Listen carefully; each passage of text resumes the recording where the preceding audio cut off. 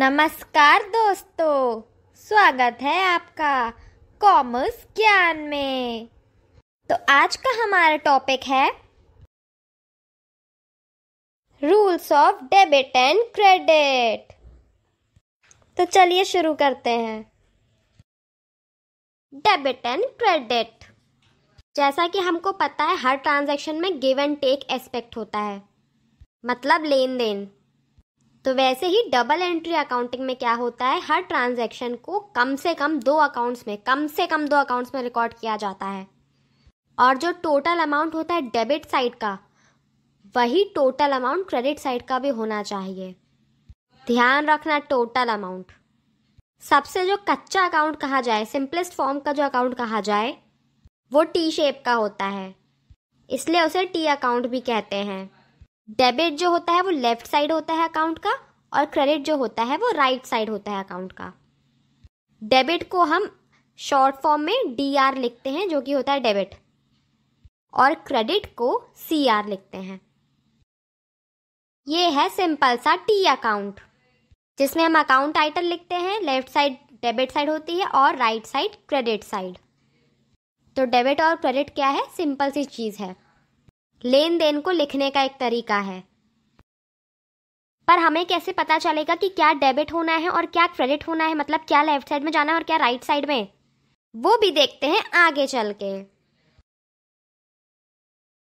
देखो भाई, क्या डेबिट होना है और क्या क्रेडिट होना है, इसके रूल्स होते हैं।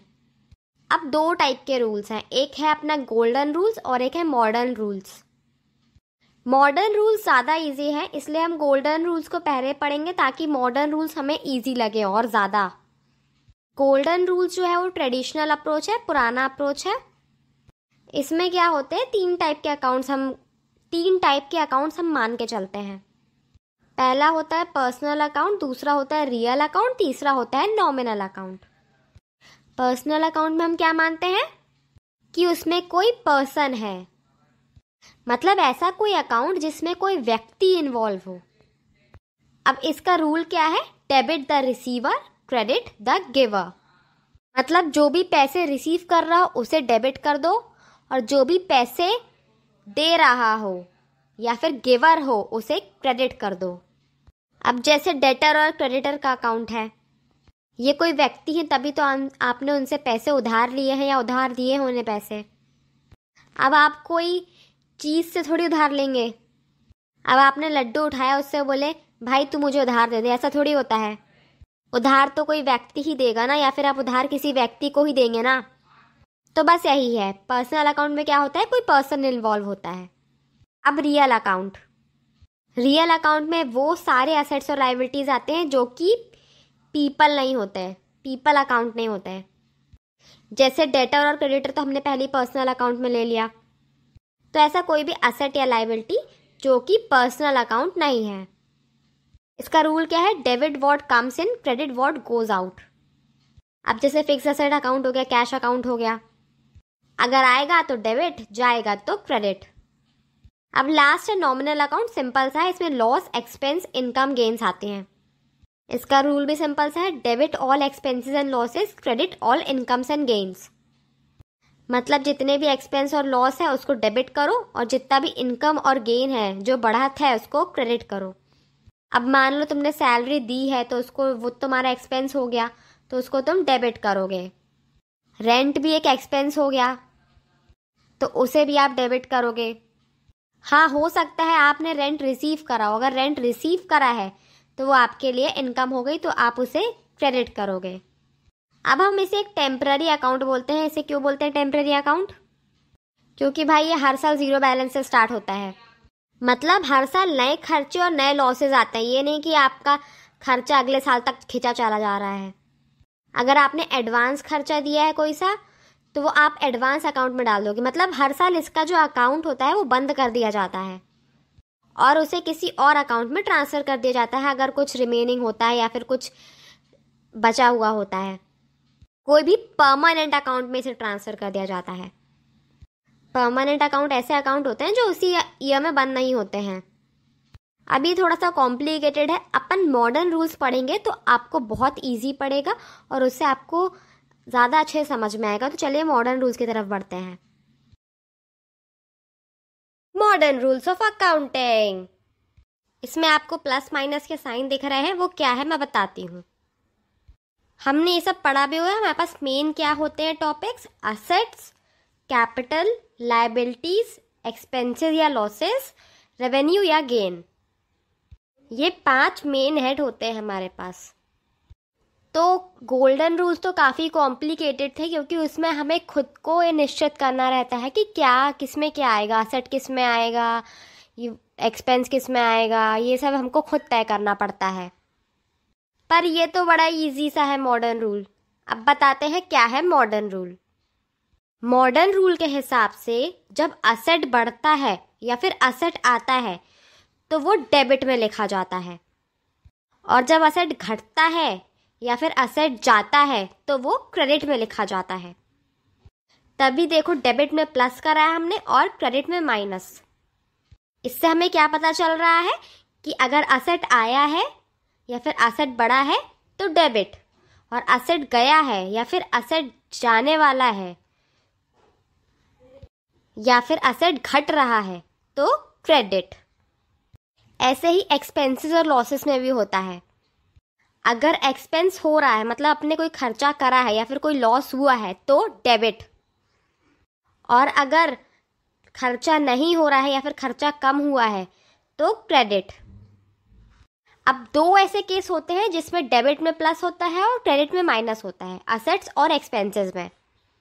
बाकी आप देख लीजिए कैपिटल, लायबिलिटीज और रेवेन्यू के केस में जब वो हो रहा है या जब वो आ रहा है तो क्रेडिट में प्लस हो रहा है, और जब वो जा रहा है या फिर कम हो रहा है, रिडक्शन हो रहा है, तो वो डेबिट में हो रहा है।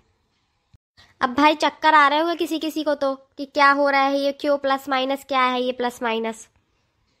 आप तो अभी इसको बस अपने दिमाग में बैठा लो। अपन एक क्वेश्चन करते हैं चल के, तो आप सबको इजी पड़ेगा।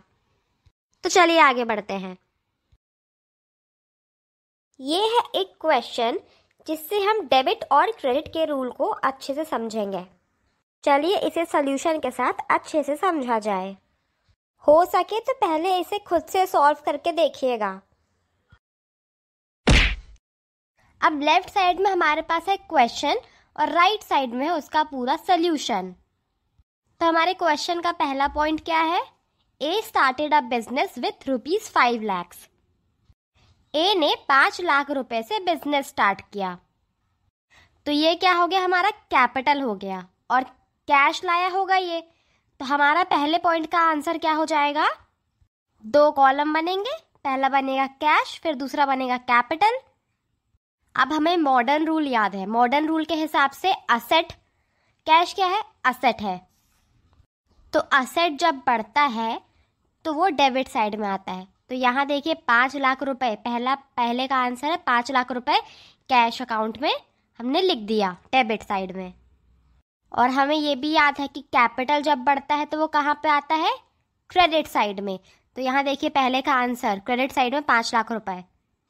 अब अगर इसे हम ट्रेडिशनल अप्रोच से देखें तो कैसे देखेंगे? चलिए वो भी अपन एक बार ट्राई कर लेते ताकि आपके लिए अच्छे से अंडरस्टैंडिंग इसकी बढ़ जाए। कैश क्या है? एक असेट है। क्या कैश कोई व्यक्ति है? नहीं। तो हमारे पास 2 ही ऑप्शन रहते हैं, पर्सनल अकाउंट और दूसरा रियल अकाउंट। तो पर्सनल अकाउंट में तो पर्सन से डील होता है, पर्सन तो है नहीं कैश, तो ये क्या हो गया? रियल अकाउंट हो गया। तीसरा ऑप्शन है जो कि नॉमिनल अकाउंट, वो तो हो ही नहीं सकता क्योंकि इसमें एक्सपेंसेस, लॉसेस, गेन्स और रेवेन्यू आता है बस। और कैश तो भाई हमारा असेट है। तो रियल अकाउंट का रूल क्या था? Debit what comes in, credit what goes out. तो कैश आया है तो डेबिट व्हाट कम्स इन, तो मतलब डेबिट कर दो 5 लाख रुपए, खत्म। अब कैपिटल क्या है? कैपिटल ओनर का फंड है, मतलब ओनर का पैसा। तो ये एक तरीके से व्यक्ति का पैसा ही है। हमने बिजनेस एंटिटी कॉन्सेप्ट में पढ़ा है कि ओनर और बिजनेस अलग अलग होते हैं। तो बिजनेस को ओनर जो है वो पैसे एक तरीके से उधार पे देता है, इसलिए बिजनेस के लिए कैपिटल लायबिलिटी होती है। तो कैपिटल ओनर का पैसा है। ओनर का पैसा है मतलब कोई व्यक्ति का पैसा है। और जहां व्यक्ति आ गया वहां क्या हो गया? Personal account. और पर्सनल अकाउंट का रूल क्या है? Debit the receiver, credit the giver. तो जो कैपिटल है वो हमें किसी ने दिया हुआ है। अब किसी ने दिया है तो वो हमारा गिवर हो गया, तो इसलिए वो क्रेडिट साइड में 5 लाख रुपए से बढ़ गया है हमारे पास। बस ये सिंपल सा था। चलिए अब दूसरा पॉइंट देखते हैं। ए ने मशीन खरीदी 40,000 रुपए की बी से। अब देखो यहाँ पे खेल हो रहा है एक। क्या खेल हो रहा है? यहाँ बताया नहीं कि कैश देके खरीदी है या उधारी में खरीदी है। अकाउंट्स में हमें कुछ चीज़ें अज्यूम करनी पड़ती है। अब वो हम अज्यूम कैसे करेंगे? देखो भाई, यहाँ एक सिंपल सा दिमाग लगाना है। आप किसी व्यक्ति का नाम कब याद रख सकते हैं? तब ज़्यादा याद रखेंगे ना जब आपको उससे पैसे लेने हो या आपको उसको पैसे देने हो। तो यहाँ पर हमने बी का नाम लिखा हुआ है। बी का नाम क्यों लिखा है? ताकि हमें याद रहे कि हमने बी से मशीन खरीदी थी 40,000 रुपए की। मतलब कि बी हमारा क्रेडिटर हो गया, हमने उधार में खरीदी है। अब एक डाउट यहाँ पे ये भी आता है कि अगर लिखा हो इन कैश, तो भाई इन कैश लिखा है तो दिक्कत ही क्या है? अब बी का नाम लिख दे, चलो चलो टाइम पास के लिए लिख देते हैं बी का नाम, ऐसा भी हो सकता है ना। अब जिसमें प्रॉपर लिखा है इन कैश, है ना, या फिर जिसमें बी का नाम नहीं लिखा है, तो जब नाम ही नहीं लिखा है तो आप किस नाम से चढ़ाओगे? तो सीधी बात है, तब तो वो कैश ही होगा। यहाँ पर नाम लिखा हुआ है और कुछ बताया नहीं गया है, तो हम यहाँ मानेंगे कि हमको याद रखना है कि बी है यहाँ पे, इसलिए बी उधारी, हमने बी से उधारी में लिया है। बी हमारी लाइबिलिटी हो गई, तो बी अकाउंट को, सेकंड पॉइंट देखिए, बी अकाउंट देखिए, उसमें सेकंड नंबर का हमने लिखा है 40,000 क्रेडिट साइड में। क्रेडिट साइड में क्यों लिखा है? क्योंकि लाइबिलिटी जब बढ़ती है या फिर लाइबिलिटी जब आती है तो वो क्रेडिट साइड में जाती है। और बी भी एक पर्सन हो गया, तो debit the receiver, credit the giver. और फिर मशीन एक असेट आ गया हमारे पास, debit what comes in, credit what goes out, है ना। और दूसरी बात क्या है कि असेट है तो प्लस में डेबिट साइड में दिखाता है। भाई लोग, बहुत ही इजी चीज़ें हैं ये सब, बस आपको अच्छे से समझना है। अब ए भाई ने क्या किया तीसरे पॉइंट में, एक बैंक अकाउंट खोला और उसमें 3 लाख रुपए डाल दिए। बैंक और कैश दोनों ही असेट अकाउंट है ना, तो debit what comes in, credit what goes out. देखिए आप थर्ड पॉइंट के हिसाब से कैश अकाउंट में थर्ड क्रेडिट साइड में जा रहा है 3 लाख रुपए, मतलब 3 लाख रुपए निकल गया कैश अकाउंट से और बैंक अकाउंट में 3 लाख रुपए आ गया। हर पॉइंट का मैंने लिखा हुआ है नंबर, तो जो भी आपको मिलाना हो पॉइंट से मिला लेना। अब अगला पॉइंट देखिए, ए ने बी को चेक दे दिया उसके सारे अमाउंट के सेटलमेंट के लिए। अब सारा अमाउंट सेटल कर दिया। बी का कितना उधार था? 40,000 रुपए, मतलब कि 40,000 रुपए का चेक काटा है। चेक काटा है मतलब बैंक अकाउंट से ही निकलेगा पैसा, तो बैंक अकाउंट से हम देखिए चौथा पॉइंट 40,000 रुपये हटा दिए हैं और बी अकाउंट से देखिए 40,000 रुपये डेबिट कर दिए। डेबिट क्यों करें बी अकाउंट से? क्योंकि लाइबिलिटी जब घटती है तो उसे डेबिट किया जाता है, जब माइनस होती है लाइबिलिटी तो उसे डेबिट किया जाता है। अब डेबिट द रिसीवर, अब उसके पास पैसे जा रहे हैं ना, जा रहे कि नहीं जा रहे? पर्सनल अकाउंट है, पैसे उसके पास जा रहे हैं, तो अब उसको घटा दिया जाएगा, मतलब 40,000 रुपये उसके डेबिट साइड में कर दिए जाएंगे। और बैंक तो हमारा एसेट है ही, एसेट जब घटता है तो क्रेडिट साइड में आता है।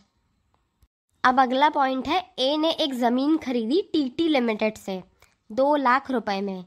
उसने 10,000 कैश में दिया, है ना, और 1 लाख रुपए चेक से दिया। अब भाई यहाँ पे कंफ्यूज मत हो जाना कि यार 2 लाख रुपए की ज़मीन खरीदी है और 1,10,000 रुपये बस दिए हैं। हमने अभी एक बात डिस्कस की थी, अकाउंट्स में अजम्पशन करना ज़रूरी है।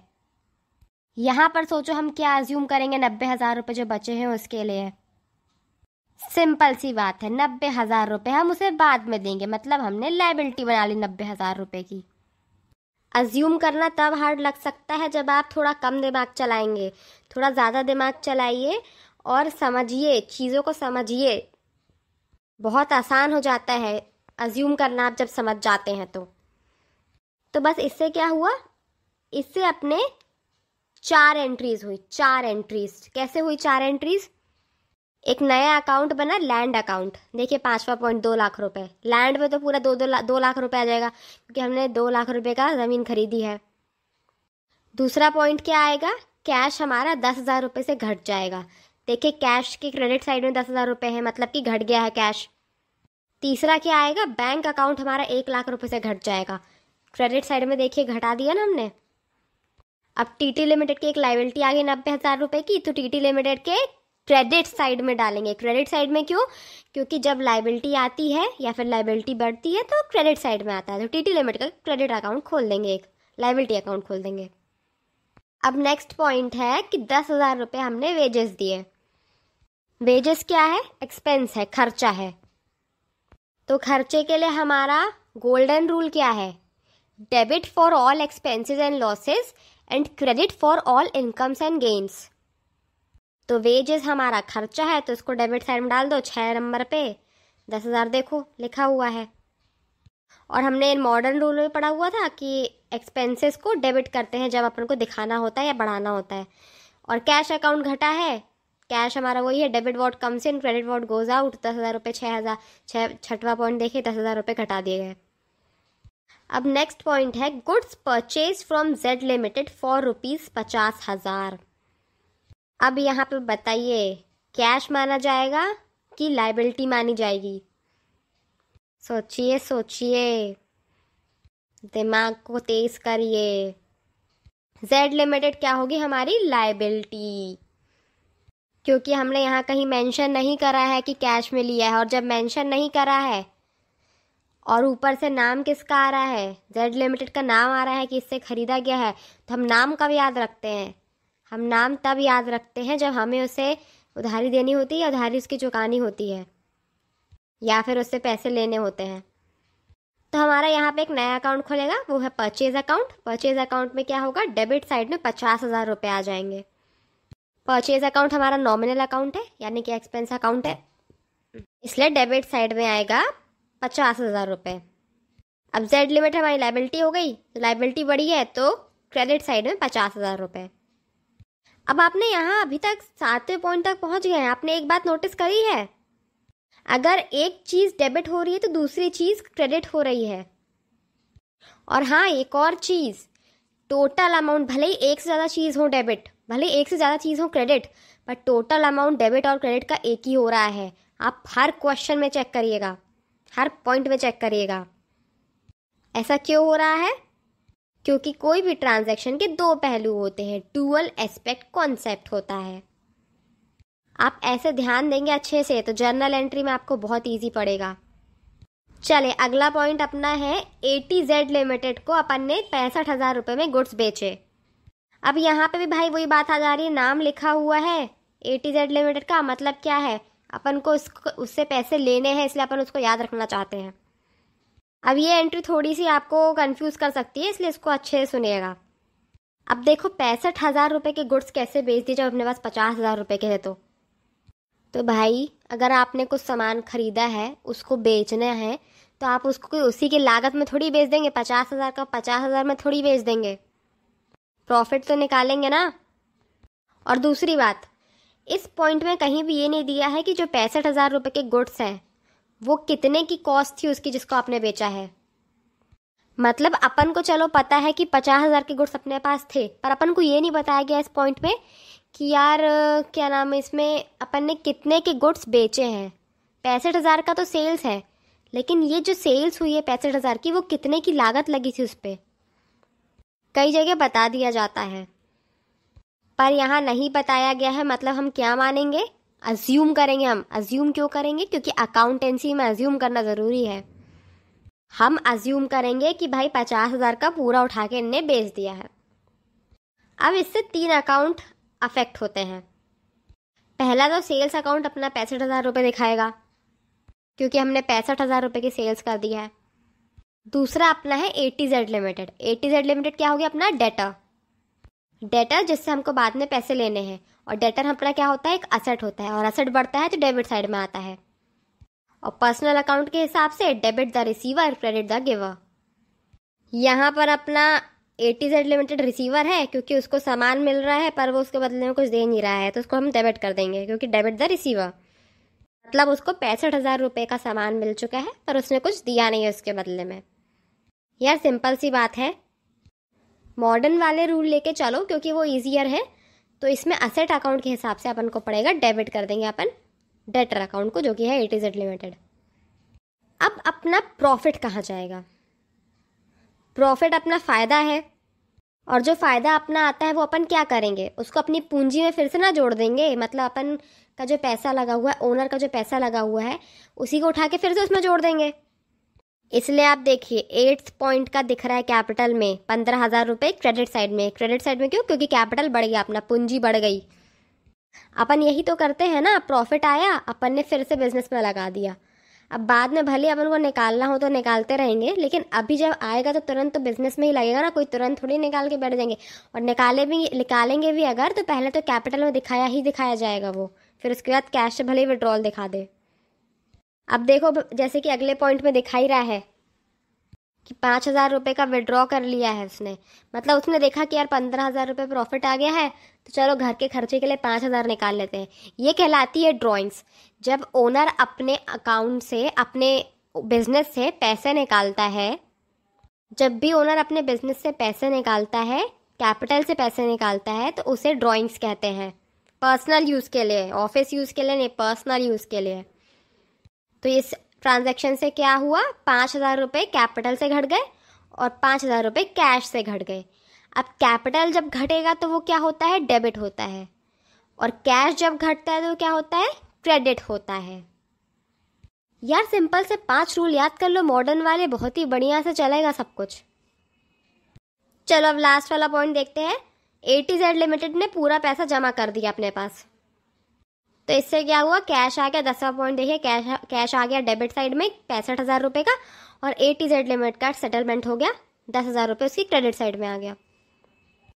तो यारो बस यही था, सिंपल सा, कुछ भी इसमें कठिन नहीं है।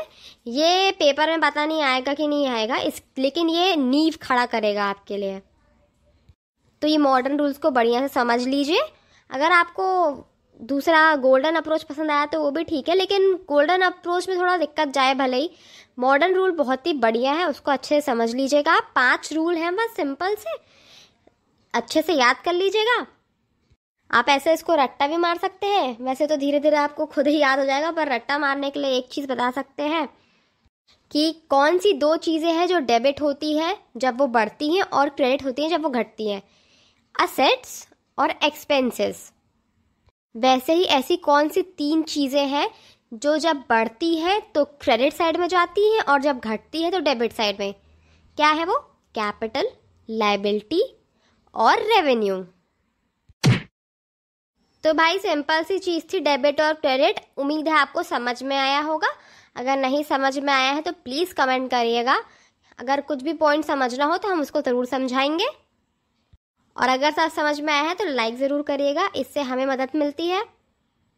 और अगर आगे भी हमारे साथ जुड़े रहना चाहते हैं और नए कॉन्सेप्ट को अच्छे से समझना चाहते हैं तो सब्सक्राइब कर लीजिए और ज्ञान बांटते चलिए, और अपने दोस्तों को ये वीडियो शेयर करिए। और हाँ, थैंक्स फॉर वॉचिंग।